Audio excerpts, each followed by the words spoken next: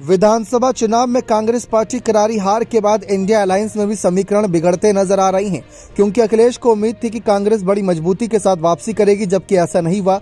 तो उत्तर प्रदेश में अब वह अपनी नाराजगी जाहिर करेंगे सीट शेयरिंग के मामले पर।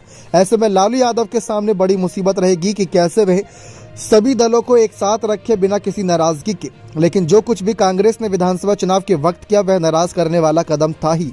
भले ही अखिलेश की समाजवादी पार्टी की इतनी बड़ी कोई वजूद था नहीं मध्य प्रदेश में, लेकिन जो शब्द जो बयान उनको लेकर दिए गए नाराज करने वाले थे। दूसरी तरफ अखिलेश यादव को लेकर तो लालू यादव साफ है कि वह इंडिया अलायंस में अखिलेश को देखना चाहते हैं।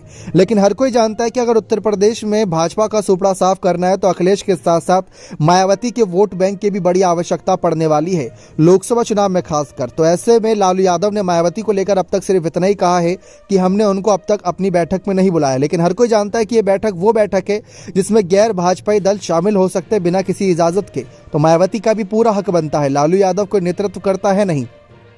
लेकिन अब अखिलेश कांग्रेस से नाराज हो गए हैं, कांग्रेस को खुली धमकी दे चुके हैं कि 65 सीटों पर सपा चुनाव लड़ेगी, बाकी सीटों पर इंडिया अलायंस के दल चुनाव लड़े। लालू यादव जानते हैं कि कांग्रेस इस फैसले को कभी स्वीकार नहीं करेगी, क्योंकि कांग्रेस राष्ट्रीय पार्टी है और इतनी कम सीटों पर अगर वह मान जाती है तो किसी चमत्कार से कम नहीं रहेगा।